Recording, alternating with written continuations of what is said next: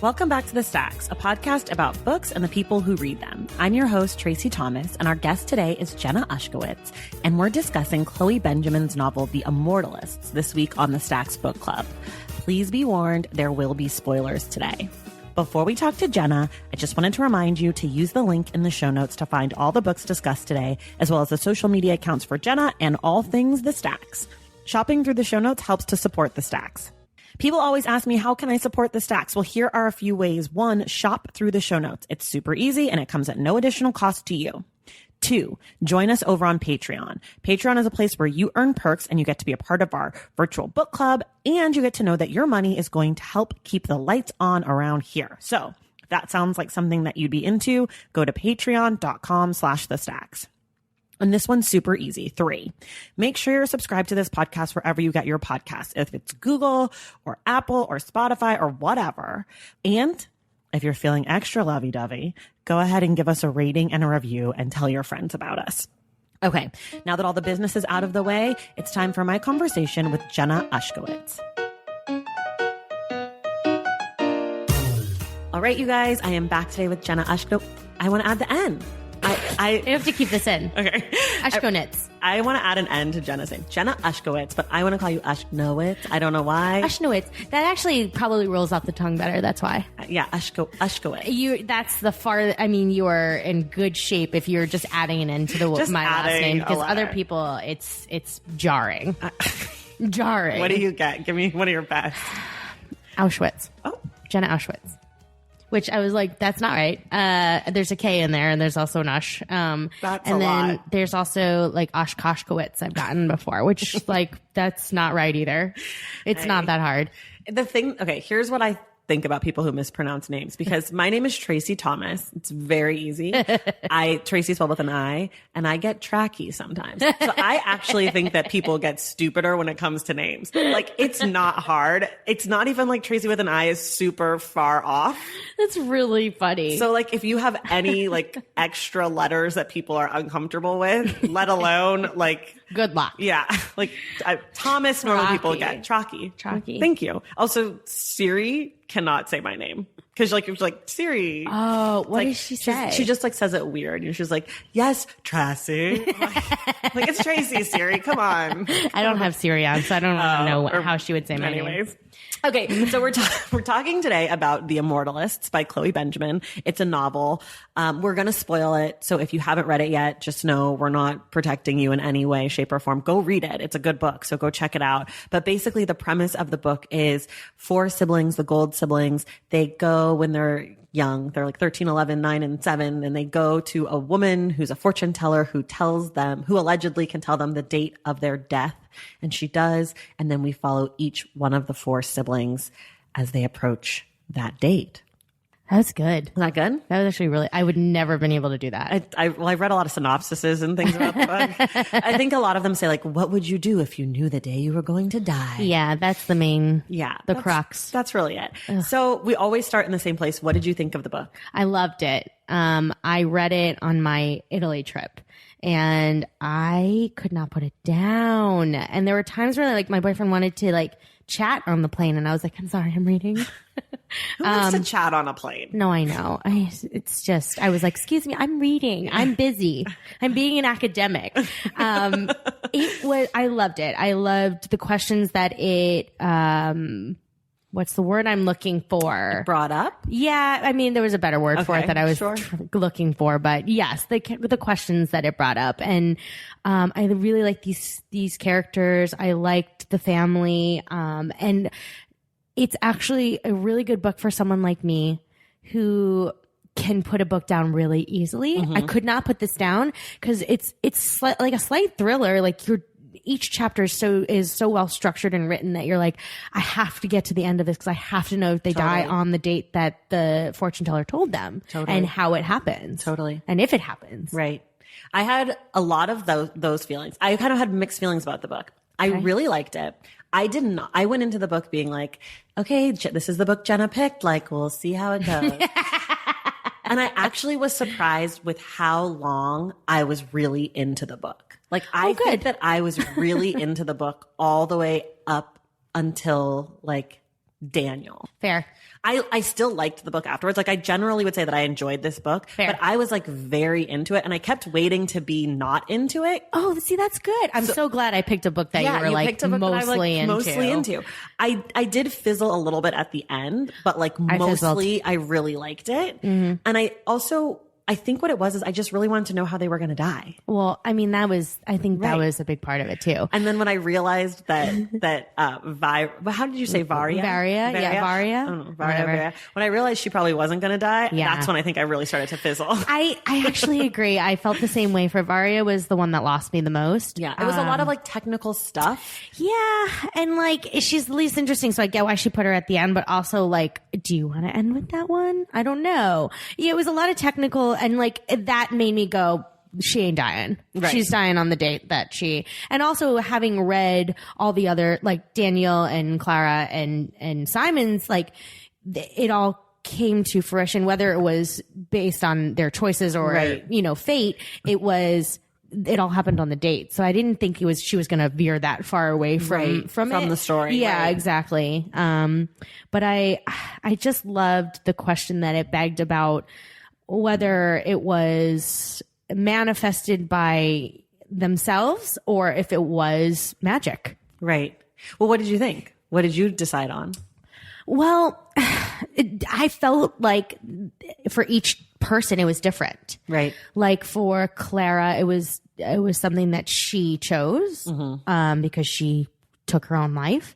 I think for Simon was the most the one I questioned the most because he lived because he knew he was going, like he lived the most because he knew he was going to die the youngest. But like, did that mean that he actually brought that on himself or? See, I didn't think it did because I felt like if you follow that logic that he brought it on himself, then you're then saying that like being gay is a death sentence. Do you know what I mean? That's how I would have interpreted. Oh, interesting. I don't think I would have interpreted like that. Okay. I think I would have interpreted like being reckless in any way, because that could have happened to not in that right, time. But at that time period. Yeah, I guess you're right. Well, I kind of what I mean is like at that time period, it could have happened to anybody, but they didn't know. He didn't know he was being reckless. Like, because they didn't know that unprotected sex caused it was HIV just a plague AIDS. of sorts, right? So he didn't think like, oh, I'm being reckless. He just thought I'm being 20. Like, think about how many 20-year-olds are having sex with all sorts of people now. I guess you're right. Yeah, I thought about it. Yeah. If you reframe it like that, I guess they all kind of did it, but they didn't. I don't know. Yeah. It's confusing. I like to buy in. So I bought in with the fortune teller. Wow. I think she knew. Oh, I totally bought. I was like leaning way away from that. Really? Way, way away from that. I was all in on the fortune teller. I think also because like if I were a fortune teller, if I were to go to the fortune teller, I'd be like, this is a crock of crap. Yeah, me too. I wouldn't buy in my real life, but that's how I went in thinking, and I was like, I don't know that I would have bought into that, but they definitely. That's so interesting. I don't think there's a right answer, which is part of what makes the book so good. Captivating. Yeah.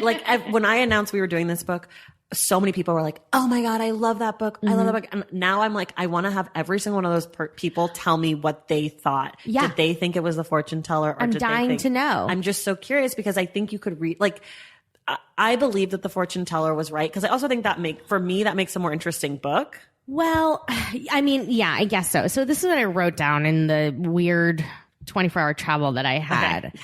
Okay. They live on in each other. Yeah.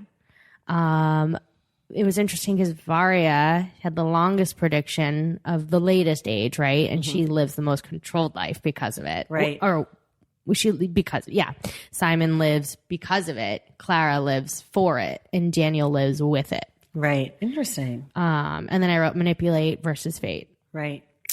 I mean, those are all general, but literally I have notes here and pretty much all of that is in my notes in one form or another. Yeah. Well, because the thing that was an interesting choice, and I would be very curious to know what Chloe Benjamin would say about it, is that she chose to make it that the person who died first lived the most like full, if you will, life, and the person who was going to die later lived the most restricted life. And in my mind, it would be the opposite. Like if I mean, obviously if I knew I was going to die in well, maybe not the opposite, but I feel like why would Varya be so rigid if she knew she's gonna you could do anything. You could jump out of a plane. You're not dying today. Totally. Like, I can go do this thing. But that's like the perspective of the human that that's their instinct to go, well, I have to protect it in a way. Yeah. You know? I guess you have to buy in to live that life. Yeah. Because if you don't believe it, then you still have to live like a scaredy cat.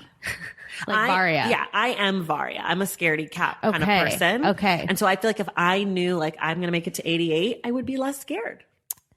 I would be more scared, I think. You think? Yeah. I think I would be more scared because every day I would know, I don't know. I think it would loom on me more than not. Like I think I'm more of a Clara. Okay. Or a Simon.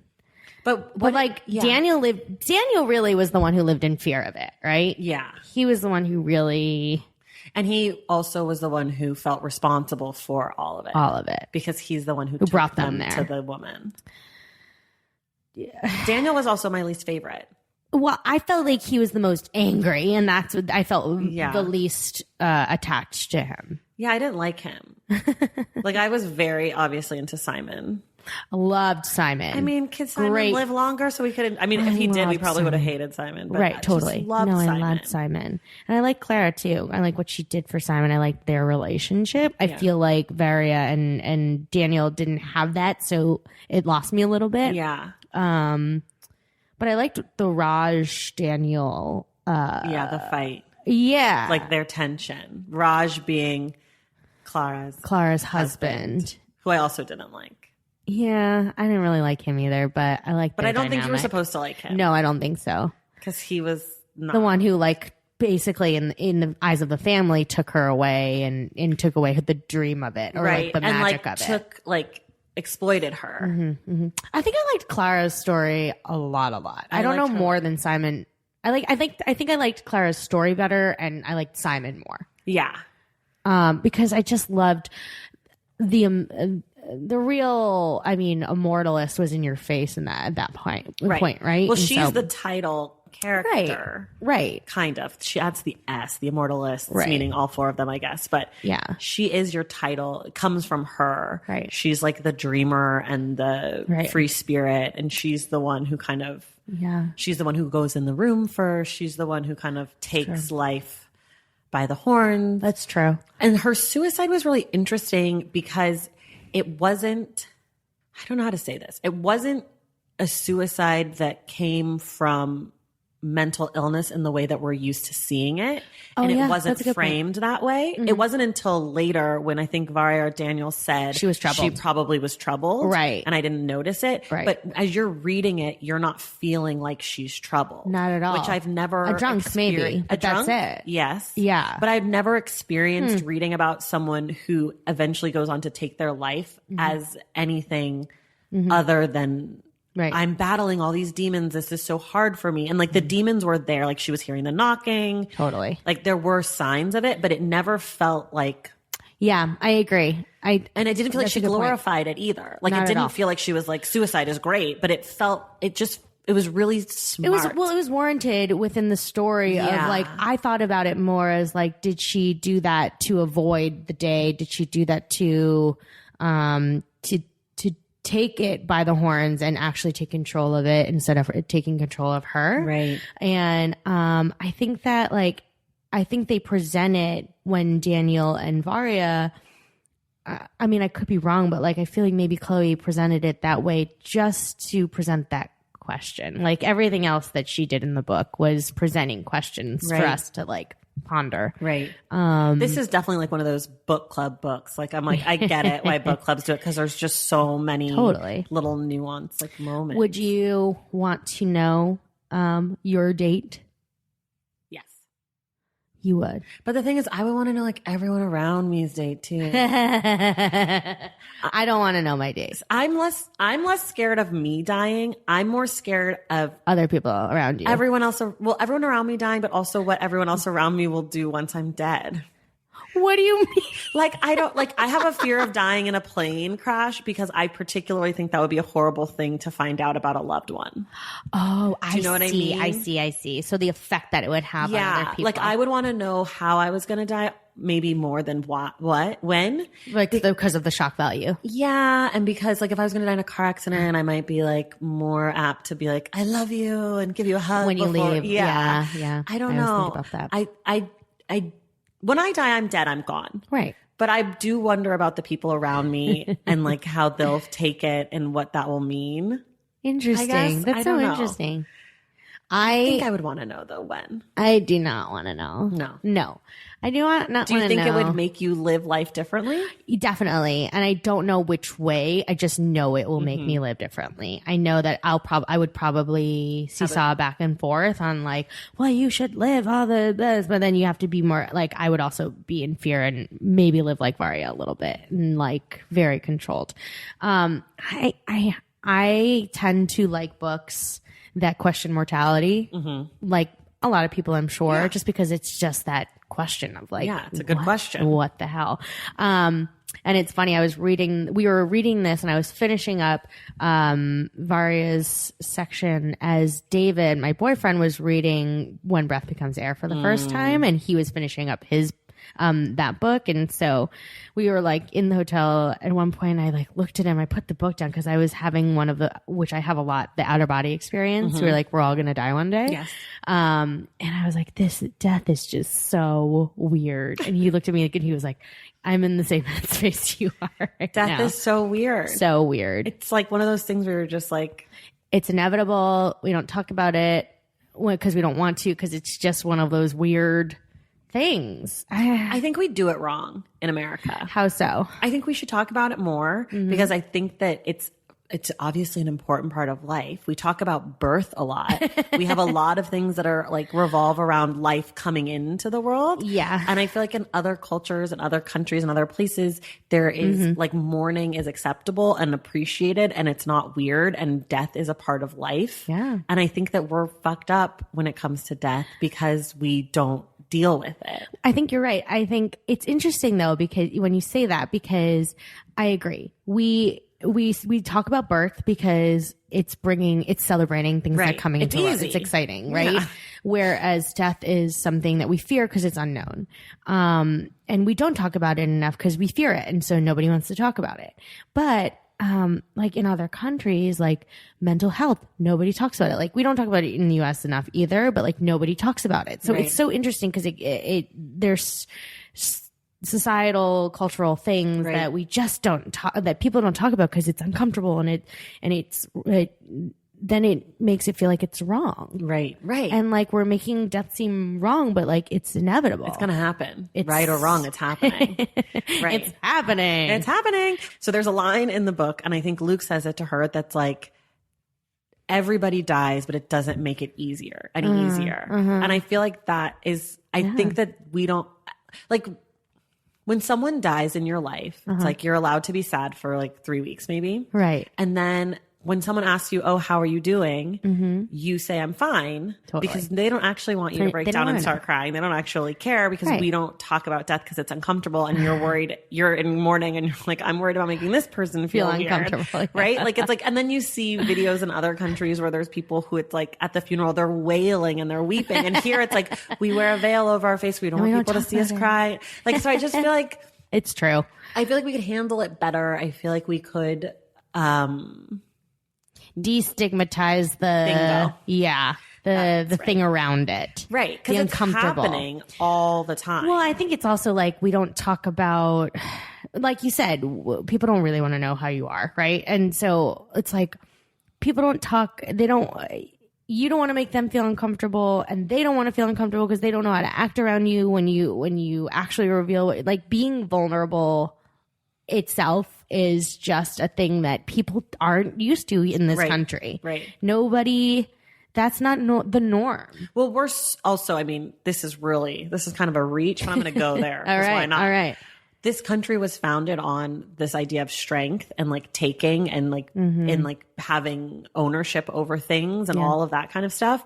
And so I think that the vulnerability of giving or being soft or whatever is something that we don't value at all in America, because that's not our origin story. Right. And because the country is so young, we haven't had time to rewrite like who we are. We haven't had time to change. Like, I feel like just now America is getting to this place where we're not necessarily the superpower that we thought that we were. Like, we're, like, there are things where we're vulnerable that we're seeing. And so, but I do think that some of that ties into how we treat mental health. I mean, we were talking about it last week also with education. Like when you said Brene Brown would be a book you would suggest in schools, like we don't teach that in schools. It's true. And there's no reason that we don't teach it except for that we don't value that as a society. We teach about history and battles and conquering and strength, and also like, you know, females would have to put on strong faces because we weren't even, you know, women weren't valued like that to begin with. And that was all, you know, men and strength. And, I just don't think we as a country have gotten there. And I hope we do. But I don't know that we will. Yeah. Like that will ever be like a priority or of a value of like vulnerability. We're starting to talk about it. Yeah, we are. I agree. I don't know. I think that there will be shifts, as there have been shifts as other people start to gain power aside from like cis white dudes. Right. And like, that's again, like things we value. That's what we teach in school. Those are the books we teach for the most part. But I feel like as those things change and as we start to value things outside of like success, right? This idea of success, which is something that only like white men are able to achieve or are supposed to achieve. Right. Like, it's like, you're a Korean woman and you produced a show that won a Tony. And I'm sure people are like, oh, Jenna, like she's a unicorn, right? Yeah. But like if you were a white dude, they'd be like, he produced a show congrats. that like, exactly, as you're supposed to. Exactly. So I think like as we move away and like start to see other people represented, and they start to be able to talk about their struggles and their challenges and their successes, I think that maybe we will. Yeah. It's hopeful, maybe. No, I mean, that's good. That is hopeful. I think, we are celebrating being different. We are celebrating people, but it's still like people come on and you're like, it's so brave that you're doing that when it's not the norm. Right. Because not everybody's talking about it. Right. And with social media too, like we're creating this fake world. Right. In some like, thing where people don't show their weaknesses, and I'm hoping that that's shifting as well. Like Instagram is people are just starting to take the filters off, no pun intended, because it's boring. You know, it's so boring.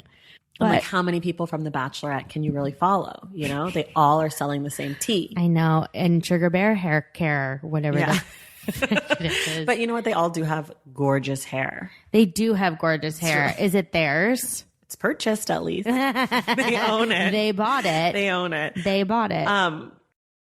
Valentine's Day is upon us, and I've got love on the brain. Love for books. Duh, of course. Hello. Did you forget what podcast you're listening to? I love bringing you all great reads, exclusive author interviews, and behind the scenes book gossip. But I can only do that with your support over on Patreon and Substack. Our Stacks Patreon community, also known as the Stacks Pack, is where you can go for book club meetups, a private, very active Discord, and a year-long mega reading challenge to help you achieve all your reading goals. Plus, you also get that monthly bonus episode. Now, over on the Substack, you can subscribe to my newsletter, Unstacked, where I keep the book conversations going. I also give you a healthy dose of sports and pop culture, definitely some hot takes happening over there. And again, that bonus episode. If you don't have a few dollars to spare, don't worry. There are free options on the Substack and the Patreon to get you a little extra Stacks magic. Making this podcast is a total team effort, and by supporting my Patreon and my Substack, you allow me to support my amazing team that makes the show possible every single week. So if you or your friends are looking to meet other book lovers and support this indie podcast, come hang out with me on Patreon, Substack, or both. I would love to have you. And since we're talking about love, you can gift subscriptions to the Patreon and the Substack for that special reader in your life. For the Stacks Pack, head to patreon.com/thestacks. And for the newsletter, head to tracythomas.substack.com. And also, there are links to both in the show notes. Okay, see you in the stacks.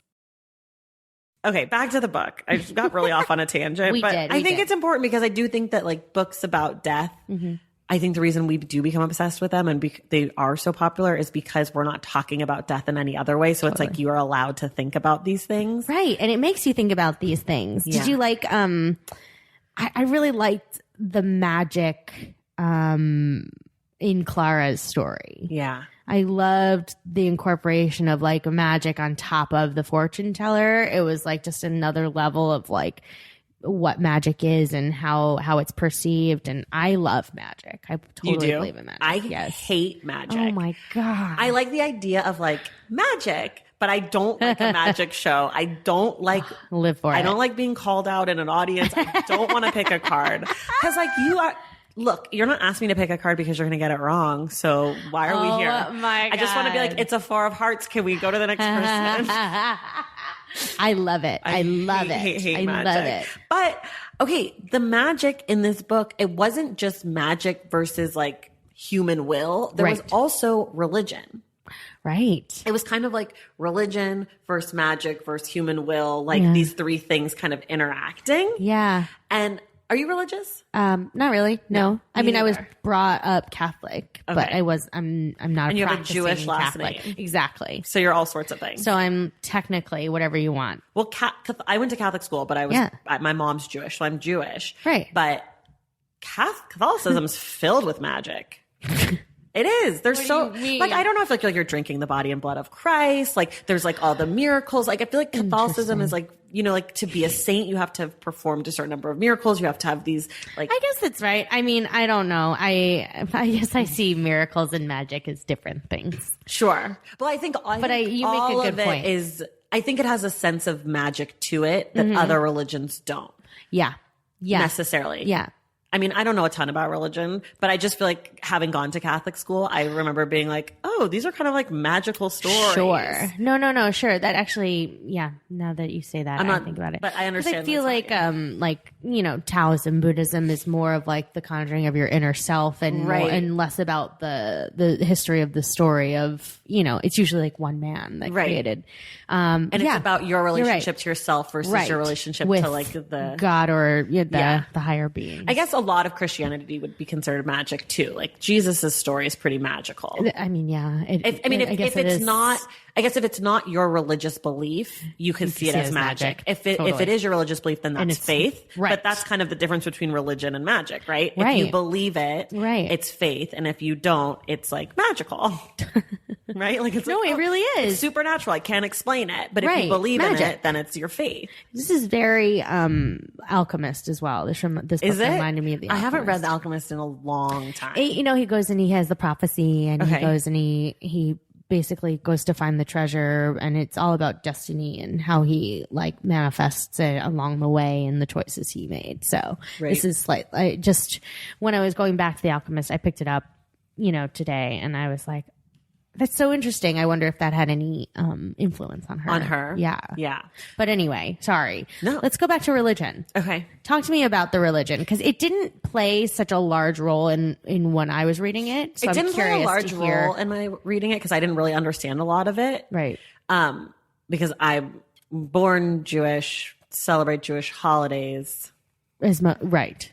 But not, you know, right. But not practicing, wasn't bat mitzvah, can't speak a lick of Hebrew. None of those things. My dad was not into religion. Got it. And so he was like, we're not doing that. So we did Passover and Easter. We did like, you know, Hanukkah. Yeah, Hanukkah and Christmas. We do all the holidays. My God, if there's a meal, we do it.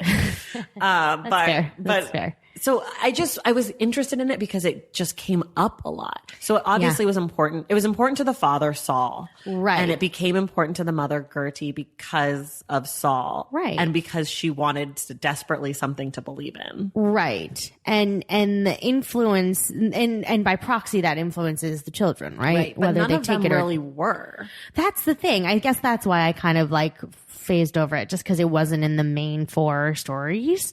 Right. But it came up so like it did come up. Well, the father came up a lot, right? Let me see. And like, and they they had it come up in the, like Clara would go see all of them every year at Rosh Hashanah and Yom Kippur. Like there was definitely, I think that if I knew more about Judaism and like the Talmud and all of those things that they were referencing, I might appreciate better what she was trying to do. Yeah. But it did feel like it was in relationship to the idea of will versus like fate. Right.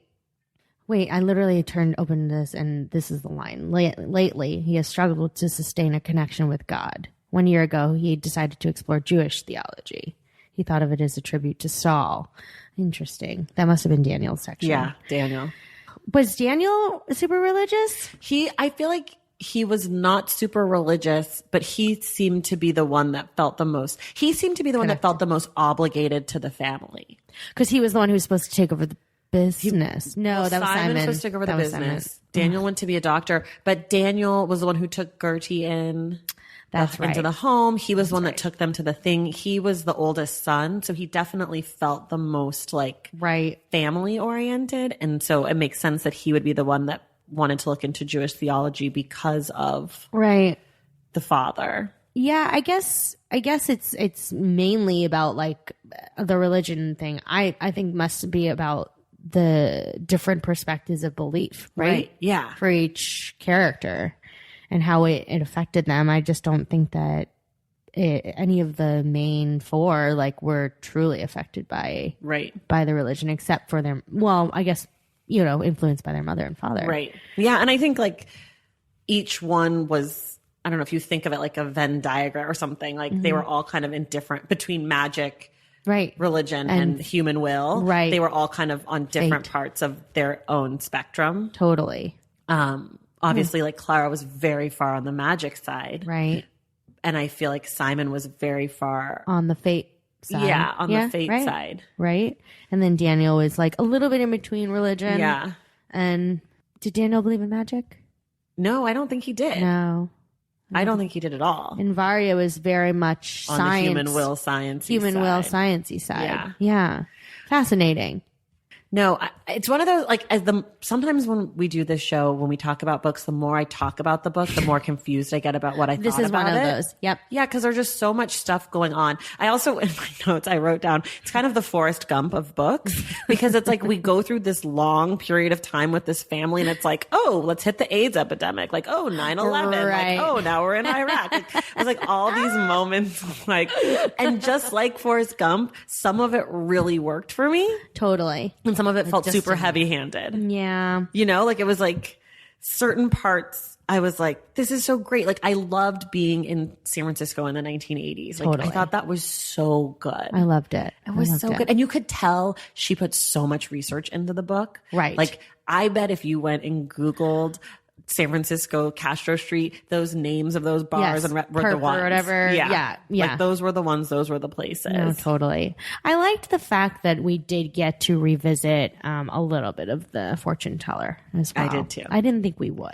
I didn't think we would either. I'm glad they found her. I'm glad they found her. And her scammer family that she wasn't part of. Are we sure she wasn't part of them? I don't think so.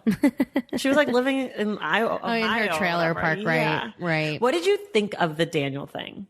The way Daniel went out? It wasn't my favorite. No.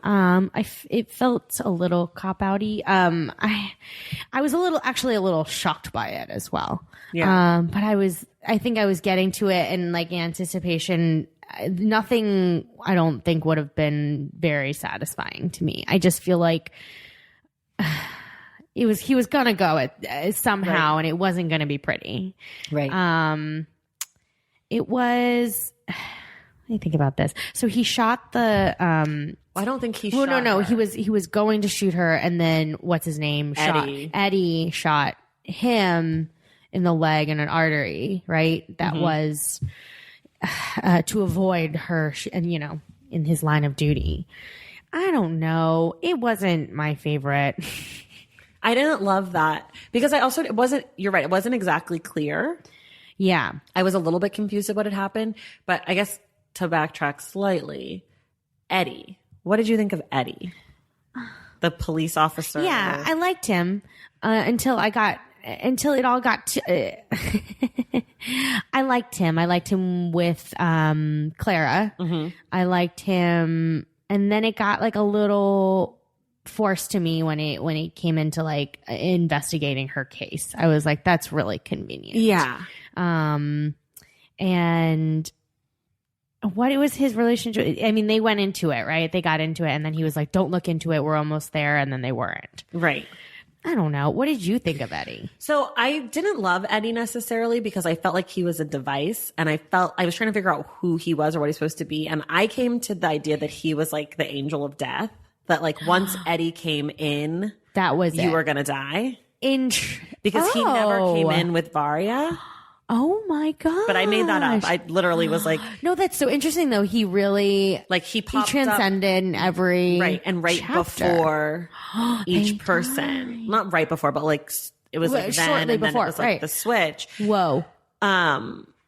That's so interesting. I actually never, I'm sure that's got to be something. Because to me, the only reason you have the same person be in all, like that was the kind of Forresty Gump part to me, where it's like the same person is like popping up in all these moments. Like, right. That's like a little contrived. But the only reason you would do that in my mind is because you're making a point about who he's supposed to be. Right. I called it like the angel of death in my notes, but like, you know, whatever it is that he like blows in, and then it's like the end is near. But what effect? I'm just wondering, like, what, play devil's advocate, like what's the message? Like where, you know, because then we get in a little like, I don't know, that gets a little sci-fi to me. Right. Well, I don't know if he's necessarily literally supposed to be that. No, but like more like has that, like is this weird influence? Because why else do you need, like the sibling, what I don't understand why it's there otherwise if it's not supposed to be some tie-in, because the siblings already are connected to each other. They're siblings. We don't need him. And we know that they're on these paths towards their death. Right. It's like we don't really need him. It could have been 3 separate people, right? It could have been. Or 2, I guess. The person who investigates her death could have been the same person who connects to Daniel. I mean, maybe she worked backwards a little. Maybe it was, we need somebody who's going to get him to the fortune teller that we needed to. Right. But then it really does become a device. You know, it's not, you know what?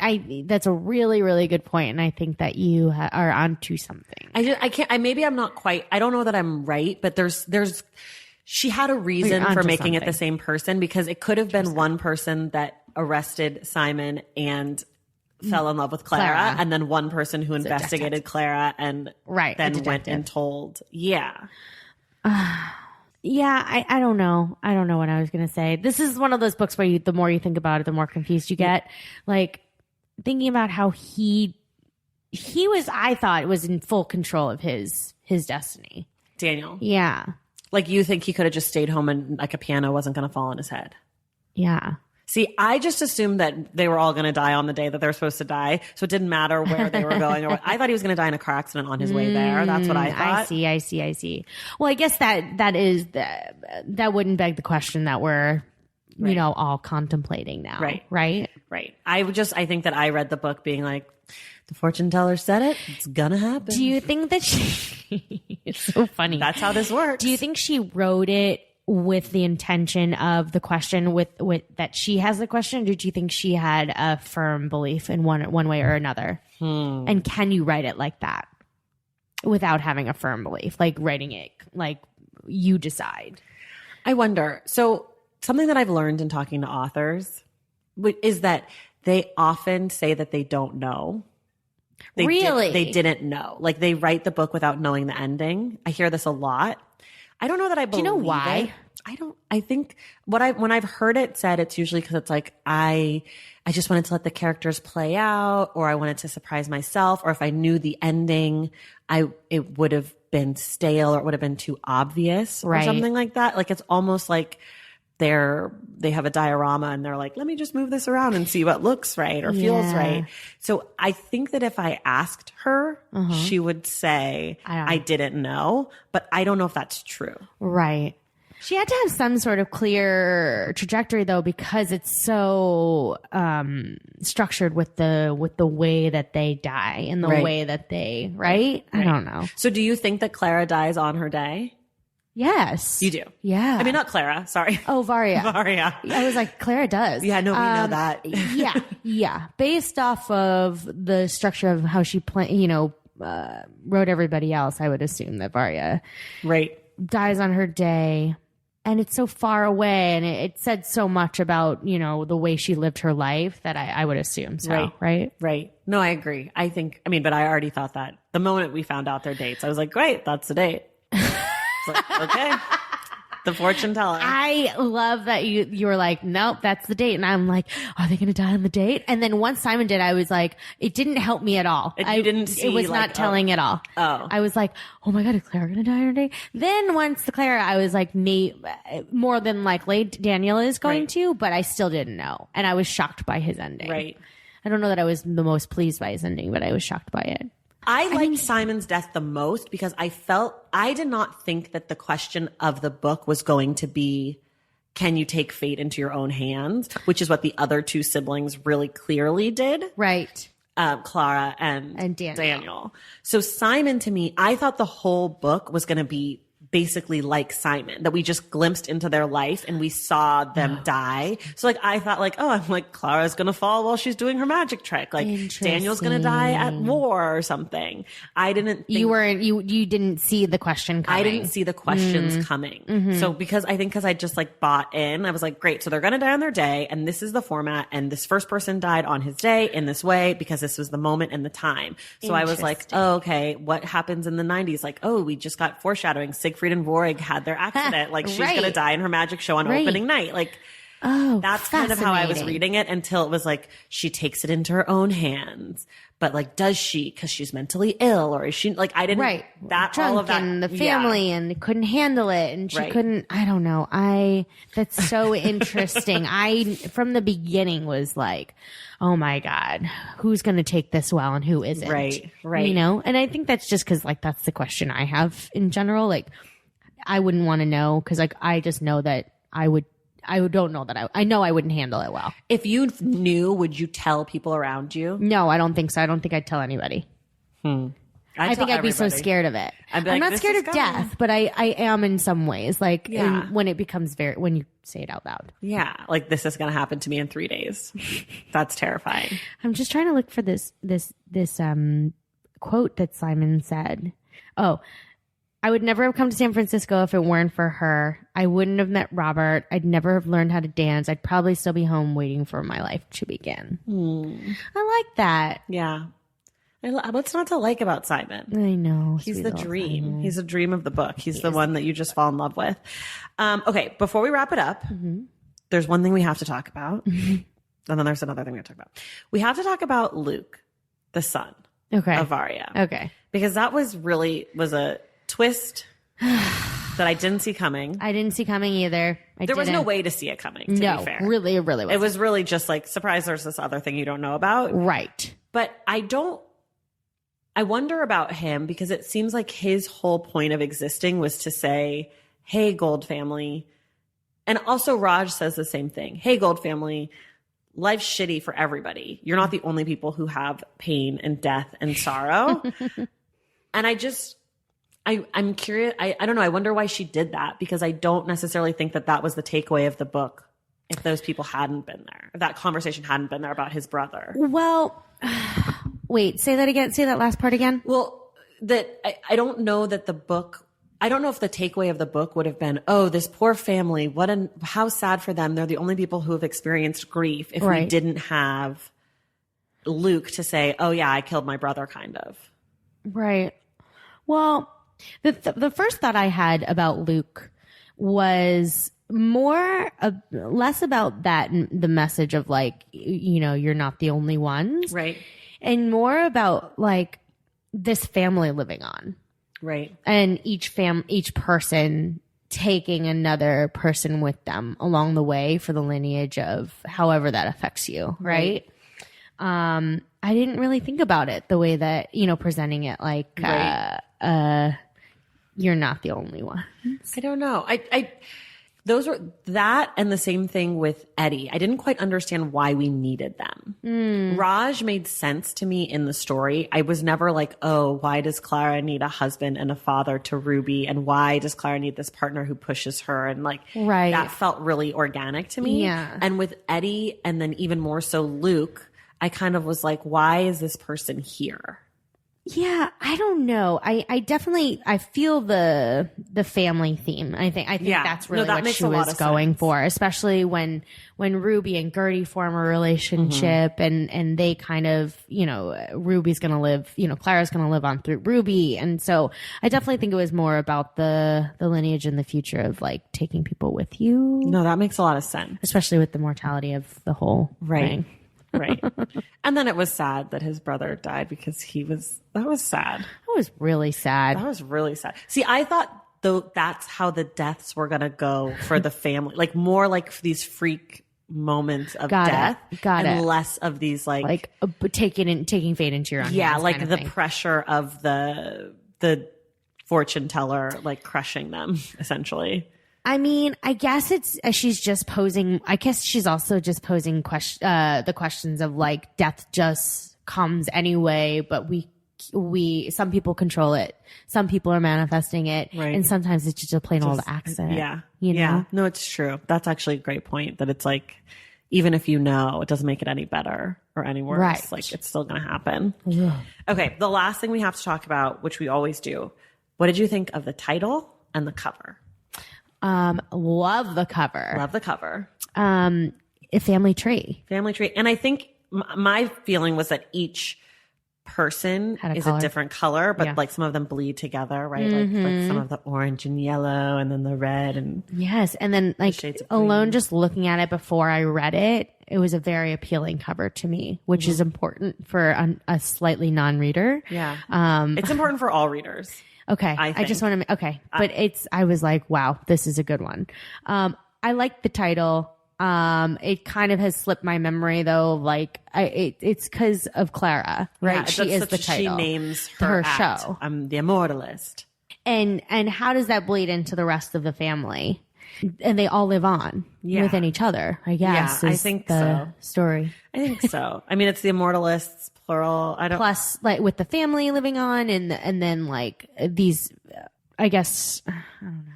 Maybe it's like more hopeful, and Chloe's like trying to make us feel good about our lives and be like, we're all immortal in some sense. Like we all live on. I don't know.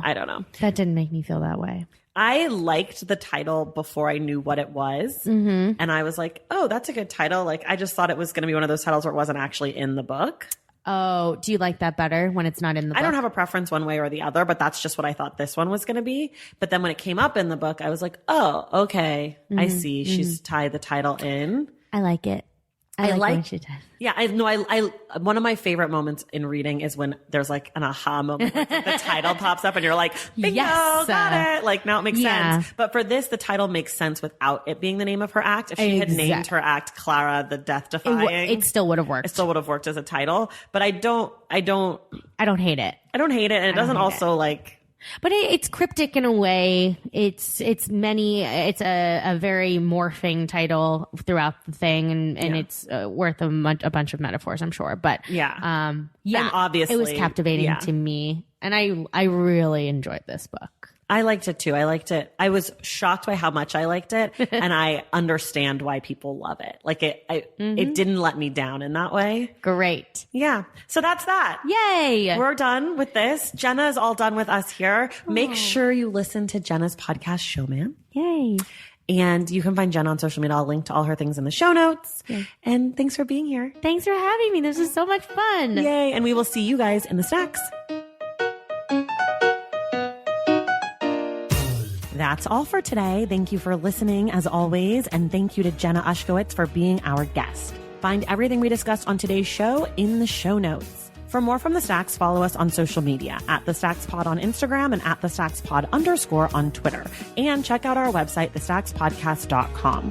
To join the Stacks Pack and get inside access to this show, go to patreon.com/The Stacks. Please make sure you are subscribed to this show wherever you get your podcasts. And if you're listening through Apple Podcasts, please rate and review the show.